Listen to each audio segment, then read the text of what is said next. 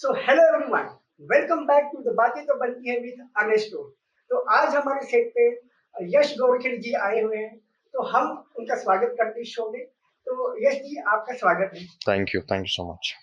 हम आपसे जानना चाहेंगे कि ये जो मोमेंट है, जो मोमेंट आप चला रहे हो, इसके पीछे का क्या मकसद है? जो जन पब्लिक है उनके बारे में आप क्या बताना चाहोगे?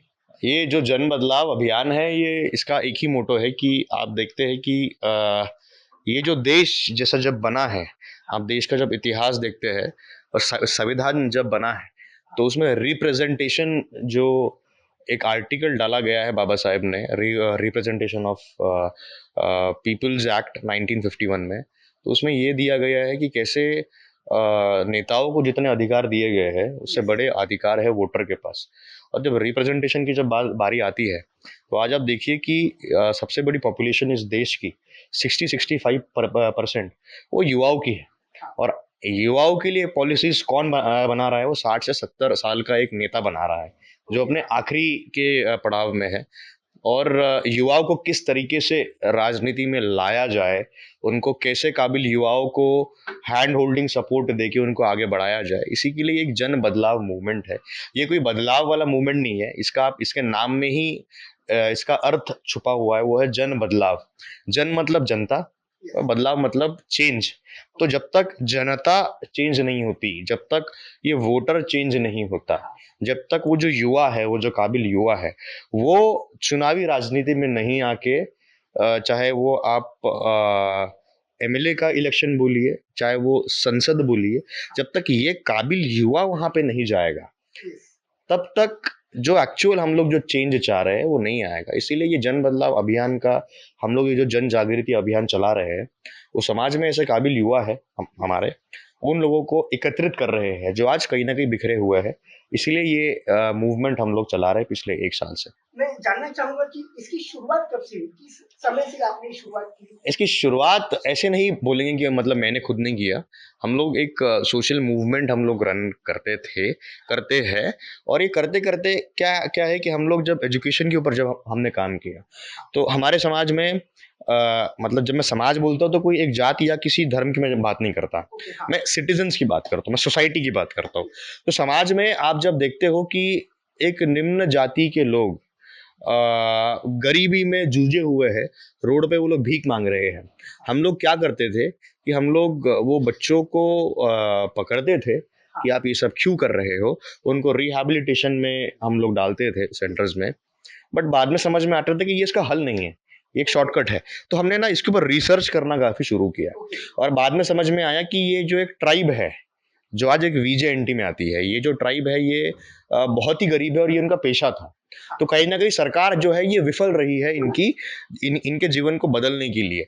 तो हम लोग जैसे जैसे बस्तियों में जाने लगे, जिस जिस जिस तरीके से हम लोग पूरे के पूरे नागपुर में, विदर्भ में, महाराष्ट्र में और अन्य राज्यों में हम लोग जब घूमने लगे, तब हमको समझ में आया कि जैसा दिखता है वैसा नहीं है। नागपुर की मैं अगर बात करूँ, तो नागपुर हमको जो दिखता है, एक दूसरा भी नागपुर है। मतलब दो पहलू है। दो पहलू है। यस। तो वो पहलू को हमको देखने की जरूरत है, वो हमारे सामने ही है। और इसके लिए जिम्मेदार जो है, सब लोग कहते हैं कि नेता है, जिम्मेदार जो है वो सरकार है, ऐसा सब लोग कहते हैं। बट मेरा ऐसा मानना है कि अ, अगर घर पे चोरी हो रही है, तो वो चोर बहुत सयाना है या बहुत शाना है, इसलिए चोरी नहीं होती है। घर पे अगर चोरी हो रही है, तो वो जो मालक है, वो जो वोटर है, हम लोग जो है, हम लोग सोए हैं। जब तक कुछ बड़ा विस्फोट नहीं होता, तब तक हमारी नींद खुलती नहीं है। सही बात है। और इसीलिए सुकरात करके एक दार्शनिक थे, आज से 2000 साल पहले, उन्होंने एक बात कही थी कि जब तक काबिल लोग ये लोकतंत्र को जिंदा रखने के लिए, जब तक ये काबिल जो लोग हैं ये राजनीति में नहीं आएंगे, तो उस समाज का सबसे गया बीता चोर उचक्का इंसान उनके ऊपर राज करेगा। तो आज जो हो रहा है यह सबके सामने है, क्योंकि हमारे जैसे जो काबिल लोग हैं ये आज राजनीति में नहीं है। उसके रीजंस कई सारे हैं। मैं आपसे पूछना चाहूंगा, आपने जो बोले कि मूवमेंट के थ्रू आपने जो जिस रिस्क किया, जो गरीब बच्चे हैं, जी जो सड़क पे जो रोड पे भीख मांग जी रहे हैं, जो लड़के, तो क्या हमारे अपने समाज में जो हमारे पॉलिटिशियंस है, जो अपने विभाग के जो अपने नेता है, क्या कभी उन्होंने इस मामले में उसका कुछ दखल अंदाजी लिया हो? सिर्फ मैं ये सिर्फ एक ही मामला नहीं है, आप बहुत सारे मुद्दे हैं। हाँ, आप जब सोसाइटी की बात करते हो तो ये तो बहुत छोटा मुद्दा है, ये एक सर्वाइवल का मुद्दा है। yes, आप जब ग्राउंड पे जाओगे, आप जब लोगों की परिस्थिति देखोगे, हाँ, सिर्फ चाइल्ड रेस्क्यू की बात नहीं, मैंने अनेक मुद्दों पे मैंने काम किया हूँ। yes, आप जब लोगों की परिस्थिति देखोगे तो आप मतलब मैं थोड़ी थोड़ी देर के लिए मैं डिस्टर्ब हो जाता हूँ oh, कि ये हम लोग हमारे लोग कैसे रह रहे हैं, चाहे वो किसी भी जात धर्म के हो, yes, वो तो हमारे ही लोग हैं। right, वो लोग कैसे रह रहे हैं, सरकार इनके लिए क्या कर रही है। अब जैसे लाडली बहन योजना, हाँ, 1500 रुपए की उन्होंने बात की yes, कि हम लोग लाडली बहनों को 1500 रुपए देंगे। तो आप समझ रहे हो कि लोग किस तरीके से आधार कार्ड सेंटर के ऊपर कितना रश हो जा रहा है, अकाउंट खोलने के लिए लोग पागलों से घूम रहे हैं। मतलब ये परिस्थिति हमारी क्यों आई है कि लोग 1500 रुपए के लिए 5 किलो अनाज के लिए इतना स्ट्रगल कर रहे हैं। ये बहुत डिस्टर्बिंग है। right, हम लोग बहुत बड़ी बड़ी बातें करते हैं कि सीमेंट रोड है, ये है, वो है, क्लाइमेट चेंज के मुद्दे हैं, लेकिन आप जब जब आप अधिकारों की बात कर रहे हो एक साइड पे, आप जब एक साइड पे अगर बात कर रहे हो सर्वाइवल की, yes, तो गरीब इंसान को पीठ की भूख के ऊपर कुछ नहीं दिखता। सही उसमें बात, आइडियोलॉजी, उसमें आपका नैरेटिव, उसमें आपकी क्या विचारधारा है, आप कितने अच्छे हो, संविधान क्या बोलता है, वो एक साइड है। लेकिन बात जब सर्वाइवल की आती है, जब बात पेट की आती है, ये नेचर का एक एक सिद्धांत है। जब बात सर्वाइवल की आती है right, तो लोग वो चीज़ करते हैं। आप देखिए 1500 रुपए के लिए लोग कैसे कर रहे हैं, क्योंकि उनको आज yes, ज़रूरत है। 1500 रुपए हम लोग जीन्स खरीद के छोड़ देते हैं, yes, सही बात की आपने, लेकिन आज 1500 रुपए के लिए लोग अगर जा रहे हैं तो इसके लिए मैं कहूँगा कि जिम्मेदार जो है ये जनता को ही ये समझना पड़ेगा कि अभी अगर वो नहीं बदले तो ये जो नेता है ना, ये उनको चूस के फेंक देंगे। सही बात है आपने। मुझे एक बात ये बताइए कि जैसे लाड़की बहन योजना जो निकाली गई है, जी तो ये योजना के मार्फत जो हमारा जो कम्युनिटी है, जो अपना समाज है, जो अपने मध्यम वर्ग के जो लोग हैं, जो ट्राइबल में आते हैं या हम्म फिर गरीब वर्ग में आते हैं, हम्म उनको इसका कितना लाभ हो रहा है, वो सच में उसका यूज कर पा रहे हैं क्या? बात बात 1500 रुपए की और बात लाडली बहना योजना की नहीं है। बात मैं अभी भी ना, मैं कभी भी मैं जब किसी चीज के लिए जब मैं काम करता हूँ तो मैं ना ऊपर से काम नहीं करता। यस, ओके, मैं उसके जड़ तक जाके उसको कैसे खत्म करना है, मैं उसके ऊपर काम करता हूँ। और ये बहुत लंबा प्रोसेस है, ये एक दिन में, एक रात में या एक घंटे में नहीं होने वाला। इसके लिए सालों साल लग रहे हैं। पिछले 8-9 साल से जो मैं काम कर रहा हूँ, अभी तक मैंने इतना बड़ा कुछ चेंज नहीं लाया, लेकिन हाँ, मैं जितने भी चेंज ला पाया हूँ वो छोटे छोटे से है। और वो मैं अगर बात करूँगा लाडली बहन योजना की या 5 किलो राशन, राशन की, तो आप देखिए कि हमारे जो नागपुर म्युनिसिपल कॉरपोरेशन, छोटा सा मैं अगर बात करूंगा, इसका बजट कितना है, ये है 5,000 करोड़ का, नागपुर म्युनिसिपल कॉरपोरेशन का। तो ये जितने भी ये जो वोटर है, हाँ, ये जो भी नगर सेवक को चुन रहे हैं, एग्जैक्ट, और ये नगर सेवक जो मेयर को चुन रहा है, हाँ, जो महापौर को चुन रहा है, वो कितने करोड़ का मालिक है आज, 5,000 करोड़ का। ओके, तो आपसे अगर ये नेता लोग आपको 500 रुपए दे के अगर आप वोट बेच रहे हो, तो आप ये कैसे बोल रहे हो कि वो नेता ईमानदारी से काम करेगा? एग्जैक्ट, कैसे वो काम करने वाला है? वो तो काम ही नहीं करेगा। वो अगर 500 रुपए आपको दे रहा है जीतने के बाद आपके हलक में हाथ डाल के, वो कम से कम 5,000 रुपए आपसे निकालेगा। तो एंड ऑफ द डे बात ये है कि नेता जब इलेक्शन के वक्त आपके सामने कटोरा लेके आ रहा है कि माई हमको वोट दो, हाँ, एग्जैक्ट, तो जीतने के बाद यही जो कटोरा है ये वोटर के पास चले जाता है, और आने वाले 5 साल तक वोटर भिखारी जैसे नेता के पीछे पीछे घूमता रहता है। इसका सोल्यूशन क्या है? इसका सोल्यूशन ये है कि जो जेन्युइन मुद्दे हैं, जो मुद्दे हैं आपके आपके पास, आपके बच्चे बेरोजगार बैठे हुए हैं। हाँ, एग्जैक्ट, 2008 से मिहान का जो प्रोजेक्ट है नागपुर में अगर बात करूंगा, वो अटका हुआ है। उसके लिए कितने लोगों ने बात की, इलेक्शन अभी जो जो था लोकसभा का, उसको भुनाया बहुत गया, हाँ, लेकिन कितने लोगों ने जेन्युइनली इसके ऊपर वोट दिया? कांग्रेस ने कहा कि संविधान खतरे में है, बीजेपी कह रही है कि हम लोग संविधान खत्म नहीं करेंगे, और वो लोगों ने इस मुद्दे के ऊपर वोट दिया। हाँ, तो संविधान जो है वो तो जो फंडामेंटल जो स्ट्रक्चर है यस, वो तो कोई चेंज नहीं कर सकता नहीं कर बाबा साहब का। बिल्कुल नहीं कर संविधान जो है वो चेंज नहीं कर सकता। कभी, तो लोगों को ये समझना पड़ेगा कि आपको जो लॉलीपॉप दिया जा रहा है वो आपके लिए ही है, हाँ, लेकिन हाँ, आपके जो बच्चे हैं, हाँ, आप लोगों को मोदी जी की मतलब 56 इंच की छाती दिख रही है, लेकिन आपके बच्चे यहाँ पे बेरोजगार होके सूखे पड़े हुए हैं, आपके बच्चे भूखे रह के, आपके छोटे बच्चों की छाती सिकुड़ गई है, आपको आपकी बच्चों की छाती नहीं दिख रही है, आपको मोदी जी की 56 इंच की छाती दिख रही है, आपको आपके बच्चे बेरोजगार बैठे हुए हैं, आपको वो नहीं दिख रहा, और आपको भारत पाकिस्तान दिख रहा है। तो नेता तो आपको आके बोलेगा कि आप जात धर्म पे वोट दो, मैं आपके जात का हूँ, हाँ हाँ लेकिन ये आपको डिसाइड करना है कि आपको आपके जाति को देख के, समाज को देख के वोट देना है, या आपके आने वाले जो पीढ़ी है, अपने जनरेशन जनरेशन को देख के आपको वोट देना है। शिक्षा का इतना बड़ा मुद्दा है, आपको वो नहीं दिख रहा, आपको बेरोजगारी है, वो आपको नहीं दिख रही है, तो इसके लिए जिम्मेदार आप कितना नेताओं को बोलोगे? तो नेता ये एक है, कल दूसरा आएगा, परसों तीसरा आएगा, लेकिन वोटर तो आप ही हो ना। तो ये जो चेंज है, ये चेंज वोटर को ही लाना पड़ेगा कि हमारे ये मुद्दे हैं, पिछले 5 सालों में आपने ये प्रॉमिस किया था, आपके पिछले मैनिफेस्टो में आपने जो वादा किया था कि हम लोग ये काम करेंगे। अरे यार, हम लोग अभी आईफोन आ रहा है ना? तो आईफोन के फीचर्स क्या क्या है, हम लोग गूगल पे बैठ के आराम से देख लेते हैं। हम लोग कौन से कपड़े खरीदने हैं, कितने सस्ते हैं, वो हम लोग देख ले रहे हैं।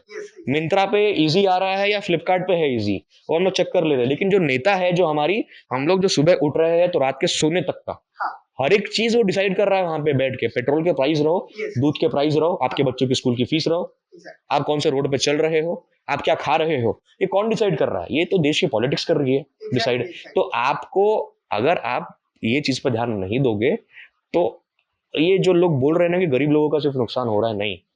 आज नागपुर से 60% यूथ जो है वो मुंबई, पुणे, हैदराबाद, बैंगलोर, दिल्ली जा रहा है। तो नागपुर जो है वो आने वाले 5 सालों में अगर यही चलता रहा तो ओल्ड एज होम बन जाएगा। तो आपने ओल्ड एज होम बनाने के लिए वोट दिया था क्या? आपने तो नौकरी के लिए वोट दो। आप सवाल पूछिए ना उनसे। आपको सीमेंट रोड, आपको जाति धर्म, आपको 56 इंच का सीना, आपको 5 किलो अनाज, अगर आपको यही देखना है तो आपको यही मिलेगा। जो आपने मांगा वो आपको एग्जैक्टली नेता ने वैसे ही दिया। तो मेरा ऐसा बोलना है कि अभी भी अगर नींद आपकी जागी है तो आप जागिए और आप सवाल पूछिए, क्योंकि लोकतंत्र में नेता से बड़ी पावर ये आप वोटर के पास है। ऐसा मेरा मानना है। सही बात है आपने। मैं आपको एक बात और पूछना चाहूंगा कि जैसे एजुकेशन सेक्टर है, जैसे high upper class and lower class education होता है, प्राइवेटाइजेशन। तो हमारे जो समाज के जो बच्चों को जो एजुकेशन दिया जाता है, जो कि गवर्नमेंट के जो स्कूल होते हैं, जो सरकारी स्कूलें होती है, और प्राइवेट स्कूल में जो अंतर है दोनों में, इसमें आप मुझे बताइए कि प्राइवेटाइजेशन और अपने जो गवर्नमेंट स्कूल है, इसमें कितना ये बदलाव किया गया है और कितनी चीजें का ये कॉम्प्रोमाइज किया गया है? देखिए, जैसे ये जो षड्यंत्र है सरकारों की, सरकारी यंत्रणाओं को खत्म करना, जब हम लोग इंस्टीट्यूशनल सरकारी संस्थाओं की हम लोग जब बात कर रहे हैं, तो ये खत्म किया जा रहा है दिन ब दिन, और लोग उसके ऊपर चुप्पी साधे हुए हैं। सबसे बड़ी बात मुझे बताइए ना, आपके घर के बाजू में जो एनएमसी की स्कूल है, वो बंद पड़ रही है। कितने लोग वहां पे जाके बैठ रहे और धरना दे रहे हैं? कितने पालक है, नहीं दे, कितने पेरेंट्स है जो बाजू की जिला परिषद की स्कूल बंद हो रही है, वो कचरा पेटी बन चुकी है वो स्कूल, वहां पे कोई नहीं जा रहा है। वो स्कूल की इतने बुरे हाल है कि बच्चे है तो टीचर नहीं है, टीचर है तो बच्चे नहीं है, वो दोनों है तो स्कूल ही नहीं है। तो इसके लिए ये जो स्कूल बंद गिराई जा रही है या इसको प्राइवेट संस्थाओं के हाथ में दिया जा रहा है, तो इसमें मैं क्या बोल रहा हूँ, जब से ये जो इंटरव्यू जो शुरू हुआ, सबसे बड़ी पावर किसके पास है? जनता के पास है। ये देश जो है ये राजतंत्र नहीं है, ये डिक्टेटरशिप में नहीं है, ये तो लोकतंत्र है, मतलब लोगों के पास ताकत है। तो आप मुझे एक बात बताइए कि अगर बाजू की स्कूल बंद हो रही है या बाजू का सरकारी दवाखाना अगर बंद हो रहा है, कितने लोग हैं वो एरिया के जो जाके वहां पे धरना दे रहे हैं? तो आपका ये कहना है कि इसके लिए जिम्मेदार जनता है? एग्जैक्टली, जनता ही है। जनता नहीं इस चीज के लिए क्यों नहीं, क्यों नहीं, बिल्कुल। आप एक कॉन्स्टिट्यूंसी में, एक विधानसभा क्षेत्र में एक आमदार होता है, लेकिन उसमें लोग कितने हैं? लोग तो ऑलमोस्ट 3 लाख के आसपास है, 3 से साढ़े 3 लाख वोटर्स है। तो ये 3.5 लाख वोटर क्या कर रहे हैं? 5 किलो अनाज पे वोट दे रहे हैं, कभी सीमेंट रोड पे वोट दे रहे हैं, कभी नाली गली पे वोट दे रहे हैं, कभी भारत पाकिस्तान पे वोट दे रहे हैं, कभी जात पे वोट दे रहे हैं। तो उनको क्या मिलने वाला है? उनको देखिए, मैं अगर बोलूंगा कि जैसे हमारे सारे हिंदू भाइयों ने हाँ जिनके ऊपर ये नैरेटिव डाला गया राम मंदिर का, हाँ उन्होंने राम मंदिर को देख के वोट दिया। यस राम मंदिर बना नहीं बना? बना बना है आज। बना है राम मंदिर बना है हमारे जो अल्पसंख्या है हाँ या जो मैं अगर बोलूं जो बहुजन समाज है, यस उनमें एक चीज डाली गई कि जातिगत सेंसस, वो हाँ अच्छा है बुरा है मैं इसकी बात नहीं कर रहा हूँ। यस राम मंदिर का मुद्दा अच्छा है बुरा है मैं उसकी बात ही नहीं कर रहा। ओके हाँ मैं क्या बोल रहा हूँ कि हमने जातिगत जनगणना की बात की, हाँ तो इलेक्शन का का पूरा मुद्दा था वो जातिगत जनगणना पे हुआ नहीं हुआ? वो हुआ है। हुआ है यस मोदी जी ने कहा कि मैं राम मंदिर बना के दूंगा, वोटर ने कहा कि हाँ आप बिल्कुल बना के दीजिए, अच्छा है बुरा है वो छोड़ दीजिए, हाँ राम मंदिर बना नहीं बना? बन गया आपके अगर इसी तरीके से इसी जिद से अगर वोटर बोले हाँ कि हमको नौकरी चाहिए मतलब चाहिए, यस एग्जैक्ट वरना आपको हम लोग हमारे डोर पे खड़ा नहीं करेंगे, आपके एग्जैक्ट दरवाजे पे हम लोग खड़ा आपको नहीं नहीं करेंगे, करेंगे हाँ तो क्या नेता वापस से राम मंदिर की या जात धर्म की या भारत पाकिस्तान की या 5 किलो अनाज की या जातिगत जनगणना की बात करेगा क्या? नहीं करेगा वो तो आपके मुद्दों की बात करेगा। एग्जैक्ट तो एग्जैक्टली मेरा यही बोलना है कि जो डिमांड है, यस ये डिमांड फुलफिल करने का काम जनता का है। जनता को अपने मुद्दों पे बिल्कुल फर्म रहना चाहिए, क्योंकि बाबा साहब ने कहा है कि we are Indians firstly and हाँ लास्टली। लास्टली अब चाहे वो हिंदू हो, चाहे मुस्लिम हो, चाहे बौद्ध हो, चाहे सिख हो, चाहे ईसाई हो, चाहे जैन हो, हम सारे के सारे बंधुओं को, सारे के सारे भाइयों को एक चीज का अधिकार है, वो समान वोट का अधिकार है। अधिकार हाँ तो इसमें समानता सबके पास है ना, यस तो आप इसका उपयोग करिए। ये जो नेता जो है ना, ये जाति धर्म विचारधारा आप समझ लीजिए। हाँ, यस यस ये जो है ये वोटर के लिए होता है। आप इससे शायद अग्री नहीं करेंगे, लेकिन विचारधारा जो है, या आइडियोलॉजी जो है, जात धर्म की जो बात है, वो जो है वो नेताओं के लिए नहीं है, ओके वो जात धर्म के लिए है, हाँ वो जनता के लिए है। जनता आप और मैं, हम लोग आपस में जात धर्म पे लड़ते रहेंगे और पीठ के पीछे नेता क्या करता है। उदाहरण के तौर पे आप डेटा उठा के देख लीजिए, ज्यादा नहीं, महाराष्ट्र का ही। हाँ अगर किसी समाज, हमारे समाज का जो लीडर है, हाँ हाँ वो अगर ये बोल रहा है कि मैं ये समाज से आ रहा हूं, हाँ आप मुझे, मैं ये समाज से आ रहा हूं इसलिए आप मुझे वोट दो। ओके जनता क्या कर रही है? हाँ बाबा, हाँ हमसा है, हाँ ये हमारा है आदमी, हम इसको वोट देंगे। ओके मतलब जनता जो है वो जात के नाम पे वोट दे रही दे है। रही और वो क्या कर रहा है पीठ के पीछे? हाँ आप लोग हमारा झंडा जो है वो उठा के घूमो, हाँ आप मेरे को वोट दो कि मैं आपके जात का हूँ, यस और पीठ के पीछे मैं अपने बेटे को आगे बढ़ा पॉलिटिक्स में ला ले रहा हूँ। अरे हाँ तो नेता यहाँ पे जात की राजनीति कर रहा है कि परिवारवाद की ये कर रहा है राजनीति? हाँ वो तो नेपोटिज्म चला रहा है ना। एग्जैक्टली नेता जो है वो परिवारवाद की राजनीति कर रहा है, तो आप समझ के चलिए अब वोटर को भी परिवारवाद की राजनीति करना पड़ेगा। अगर ये उनको ऐसा लग रहा है, वोटर को अगर लग रहा है कि हमारा नेता वहां पे चला गया तो हमारा उद्धार हो गया, ऐसा नहीं है। आज जैसा नेता अपने बच्चों के बारे में सोच रहा है, वो उसकी गलती नेता की बिल्कुल नहीं है। हर बाप अपने बच्चे के बारे में सोचेगा, तो वोटर को भी सोचना पड़ेगा। वोटर अपने जात के बारे में, नेताओं के बच्चों के बारे में सोच रहा, तो नेता के बच्चे फॉरेन में जा रहे हैं और तुम्हारे बच्चे रोड पे लाठियां खा रहे हैं, हाँ तो इसको करना ठीक किसको पड़ेगा? वो तो वोटर को करना पड़ेगा। इसलिए डेमोक्रेसी में वोटर के पास बहुत बड़ी ताकत है, और आने वाले इलेक्शन में आपको दिखेगा कि जिस जिस जिस तरीके से हमने जो नैरेटिव लोगों के बीच में एज अ जन जागृति अभियान के तौर पर डाल रहे हैं कि मुद्दों पे बात करिए, और मुद्दों पे चुनाव में एक बार आप वोट देके देखिए, आपने जिस चीज के लिए वोट दिया वो आपको मिला है। इस बार आप अपने बच्चों की शक्ल देख के वोट दीजिए, बच्चों के भविष्य के लिए वोट दीजिए, आपके बच्चों का भविष्य बदलेगा, ये मैं आपको बोल रहा हूँ। बहुत ही अच्छी बात कही आपने। मैं अभी आपका पोस्ट देखते आया हूँ, मैं हमेशा आपका वर्क देखते आता जी। हूँ, हमेशा आपकी एक्टिविटी देखते आता हूँ। फिलहाल में एक आपका जस्ट राइट नाउ आपका अम्बेडकर भवन भवन का जो स्थापना है, जो कि अपना अम्बाजरी में किया गया था जी। तो मैं उसके बारे में जानना चाहूंगा कि क्या वहाँ पे क्या चीज हुई थी ऐसी कि आपको उसको एक्टिविटी करनी पड़ी ऐसी? हाँ देखिए इसमें क्या है कि वहाँ पे एक समाज भवन नहीं, सांस्कृतिक भवन था, ओके हाँ डॉक्टर बाबा साहेब आम्बेडकर सांस्कृतिक भवन, एग्जैक्टली अम्बाजरी गार्डन के बाजू में था ये। अभी सांस्कृतिक भवन ये महानगर पालिका ने बाबा साहेब के सम्मानार्थ, मतलब उनको एक भेंट देते हुए उन्होंने इसकी स्थापना की थी। और लॉकडाउन के समय में, मतलब 2020-21 के समय पे रीडेवलपमेंट के नाम पे, मतलब पुनर्निर्माण के नाम पे इसको तोड़ा गया। तोड़ने के बाद हमारे समाज में बहुत रोष हुआ इसको लेकर और आंदोलन एक बहुत बड़े लेवल पे हुआ। इसमें कुछ राजनीतिक शक्तियाँ घुस गई और जब मैं राजनीतिक शक्ति की बात करता हूँ हाँ तब वो सामाजिक मुद्दा नहीं होता, ओके वो राजनीतिक मुद्दा बन जाता बन है। जाता है तो इसमें बहुत सारी पॉलिटिक्स हुई, इसमें कुछ लोग हमारे समाज के भी थे ओके और उन्होंने समाज को बोला कि पहले समाज की जो मांगनी थी या कि जैसा गिराया ना वैसा आप वापस उसको बना के दो। बना के लिए लेकिन कुछ लोग इसमें आ गए और उन्होंने कहा कि ये जो पूरी 20 एकड़ की जो जगह है, ओके हाँ मेरे पास इसके डॉक्यूमेंट्स है, ओके आप जो हो इसके ऊपर भरोसा करो यस और आप इसके ऊपर आंदोलन करो। अब ओके आपको पता है कि हमारा समाज जो है वो बाबा साहब के लिए कितना सेंसिटिव सेंसिटिव है है ना? तो भावनिक होके सब लोगों ने आंदोलन किया और वो आंदोलन 1-2 दिन नहीं चला, वो आंदोलन चला 272 डेज, ओह माय 272 गॉड दिनों तक। बाप रे मतलब ठंडी से ये जो शुरू हुआ, भयानक ठंडी आपको पता है नागपुर यस की यस यस कैसी होती है। हाँ फिर आपको धूप भी पता है कितनी भयानक होती है, नवतपा, यस उसके यस बाद बारिश।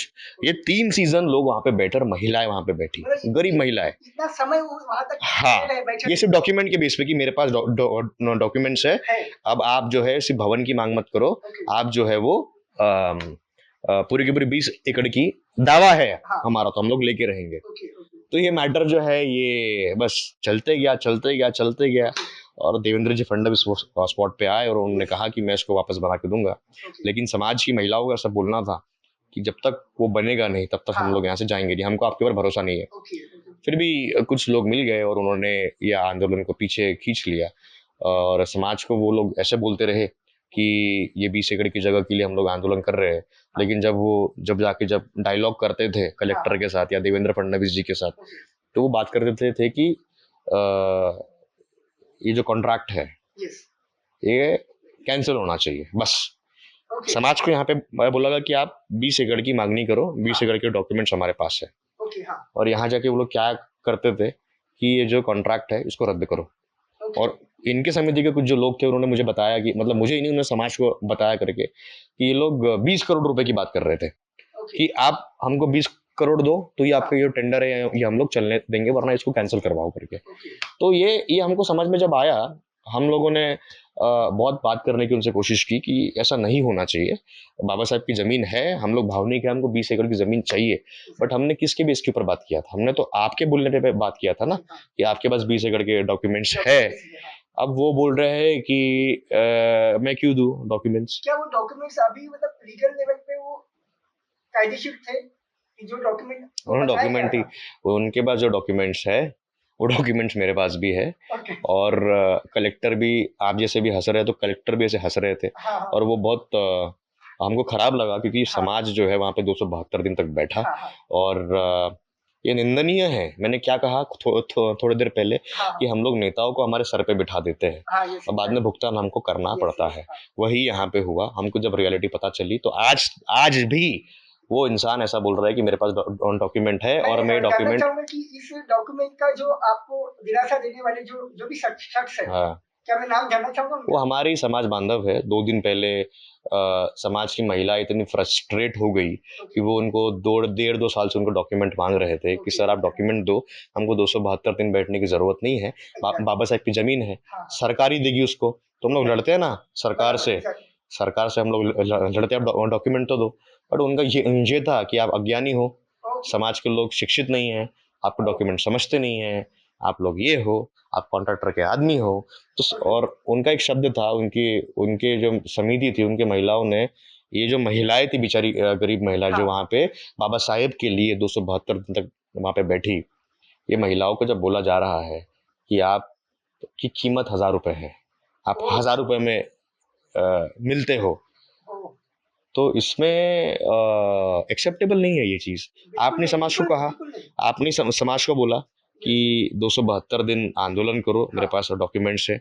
आज जब ज़मीन लेने की बारी आ रही है हाँ तो आप बोल रहे हो कि मैं क्यों दूँ डॉक्यूमेंट्स, वो तो सरकार के है, सरकार दिखाए। तो भैया सरकार ने आके आपको बोला था क्या? ये हाँ समाज को उन्होंने कहा था कि ये 20 एकड़ की जगह रिजर्व्ड है बाबा साहेब के लिए, हाँ हम इस पे दूसरा टेंडर निकाल रहे हैं, हाँ आप इसके लिए आंदोलन करो। सरकार ने कहा क्या? नहीं कहा सकता ये कौन कहा? ये तो उन्होंने हमको कहा। यस और उस चक्कर के फ्रस्ट्रेशन में कुछ लोग गए थे उनके घर पे कि ओके सर आप हमको डॉक्यूमेंट दीजिए। ओके हाँ बट उन्होंने तभी भी कहा, उनको बिठा के रखा 1.5 से 2 घंटा ओके और उनको उन्होंने मिलने से भी उनसे मना कर दिया तो उसके बाद उनको 2 दिन पहले लोग सवाल पूछने गए थे, कुछ खींचतान हुई और महिलाओं का जो एग्रेशन था, महिलाओं को ये क्लेम था कि हमने, सर बोले हम लोग घर घर जाके बर्तन धोते हैं, हाँ हम हमारी कमाई है 1500 रुपये। हमने बोले बाबा साहेब का ये मूवमेंट चलना चाहिए, हमने बोले 1500 रुपये तक का इनको दान दे दिया, हाँ लेकिन सर बोले इन्होंने हमको बिना बताए आंदोलन को ख़त्म कर दिया। तो सर बोले हम तो हकदार है ना, हमारे बाप की वो ज़मीन है, ऐसा इनका बोलना है तो हम तो हकदार है। चलो ठीक है, अगर हमको डॉक्यूमेंट्स नहीं समझते, कलेक्टर के पास जाइए, देवेंद्र के पास जाइए, देवेंद्र फडणवीस के पास आप लोग जाइए, उसके बाद आप कोर्ट में जाइए, आपको जमीन तो कोर्ट ही देगा ना, आपको जमीन तो जिला अधिकारी या फिर देवेंद्र जी फडणवीस देंगे, और कौन देने वाला है आपको। तो लोगों का रोष उस दिन निकला, और वो हमारे समाज बांधव है, वो ऐसा नहीं होना चाहिए था। मैं किसी भी वायलेंस का मैं निषेध करता हूँ, लेकिन इसका दूसरा पहलू ये है कि इन्होंने समाज को प्रोवोक किया, समाज के साथ धोखा किया, और ये धोखा अगली बार से नहीं होगा, ये इसकी मैं आपको गारंटी देता हूँ। अगली बार से कोई भी लॉलीपॉप लेके के खड़ा होगा बाबा साहब के नाम पे, समाज उनसे तर्क पे सवाल पूछेगा, भावनिक नहीं होगा। हमें इस वक्त एजुकेट होके उनको सवाल करना पड़ेगा। एजुकेट होके, एजुकेट नहीं भी अगर है आप, तो आपको थोड़ा समझदार बनना पड़ेगा कि कौन बहरूपिया है और कौन आपके हक की बात कर रहा है, और समाज को इस समझ में आ चुका है। और इसमें कुछ आमदार भी थे जो इन्वॉल्व थे, तो उसमें अभी समझ में आएगा आपको कुछ दिनों में भी इलेक्शन जीत जाए। अंबाझरी का मुद्दा सॉल्व अगर नहीं हुआ रुचिर भाई, तो मुझे ये बताइए कि अंबाझरी का जो मुद्दा है उसको अभी फाइनल क्या डिसीजन मिला है कि देवेंद्र फडणवीस ने इसके ऊपर एक डिसीजन ये दिया कि मैंने 7 दिनों की जो पदयात्रा की थी, और कुछ फर्क नहीं पड़ा इनको। मैं आपको क्लियर बताता हूँ, मेरे 7 दिनों के पैदल चलने से कोई फर्क नहीं पड़ा, क्योंकि महिलाएं हमारी माँ, हमारी बहनें 272 दिन वहां पे बैठे थे, इनको क्या फर्क पड़ा था। कोई फर्क नहीं पड़ा। मैं, मेरे युवा और मेरे युवाओं की टीम या महिलाओं के जो लोग हैं, ये अगर पैदल चल रहे हैं, उससे क्या इनको फर्क पड़ेगा। इनको फर्क इसीलिए पड़ा कि मैंने खुल के इनका टारगेट किया, इनके जो कुछ साठ गार्ड थी टारगेट किया, देवेंद्र एक्सपोज किया, तो ये लोगों ने फट से 10 करोड़ रुपए की निधि, 10 करोड़ रुपए की इन्होंने निधि दे दी, लेकिन उसको भी कोई काम की नहीं है। हमको 10 करोड़ रुपए की भीख आपसे नहीं चाहिए साहब, हमको जगह चाहिए। और चलो ठीक है, अगर हमारे लोगों ने, हमारे समिति ने झूठ बोला, समाज को अगर झूठ बोला कि 20 एकड़ की जगह राखी थी, तो आप क्लियर कर दीजिए। और ये तो मैंने क्लियरली बोला कि अगर बाबा साहब की जमीन वो रिजर्व्ड थी, 20 एकड़ की जमीन अगर रिजर्व्ड थी, तो देवेंद्र फडणवीस जो वो समय के तत्कालीन मुख्यमंत्री थे, वहां से लेकर तो 300 लोग होते साहब, 300 लोग, कैबिनेट से लेकर तो नीचे के नगर सेवक तक का, सबके ऊपर एट्रोसिटी दाखिल करेगा यश गौरखड़े, अगर वो जगह राखीव थी तो। अगर वो जगह राखीव नहीं थी और गवर्नमेंट अपना काम बराबर कर रहा था, तो जिन्होंने समाज के हित किए, चोर की कोई जात धर्म नहीं होते, ठीक है, ये इसको आप भावनिक ना हो तो बेटर है। चोर की कोई जात धर्म नहीं होती है, क्योंकि बाबा साहब ने कहा था कि अगर आप सही को सही और गलत को गलत नहीं बोल सकते, तो आप कितने भी पढ़े लिखे हो, वो किसी काम का नहीं है। तो अगर हमारे लोगों ने इसको जानबूझ के कुछ घूस लेके या किसी के बहकावे में या कुछ पॉलिटिकल गेन के लिए अगर उन्होंने ये काम किया है, तो बिल्कुल इनके ऊपर भी एफआईआर दाखिल होनी चाहिए, क्योंकि ये जो घोड़ हुआ है, इसे बाबा साहब के नाम पे नहीं हुआ, ये घोड़ हुआ है समाज के लोगों के साथ, समाज की महिलाओं के साथ, उनकी आस्था के साथ। ये अगली बार से ना हो, इसके लिए हम लोग प्रिकॉशन लेंगे, और हमको हमारी 20 एकड़ की जगह चाहिए, क्योंकि हमारे लोगों ने इसमें वादा किया था, इसका दावा किया था, तो हमको वो चाहिए, और वो हम लोग लेके रहेंगे। इधर सीएम जो है वो जेल जाएंगे, या फिर हमको 20 एकड़ की जगह मिलेगी।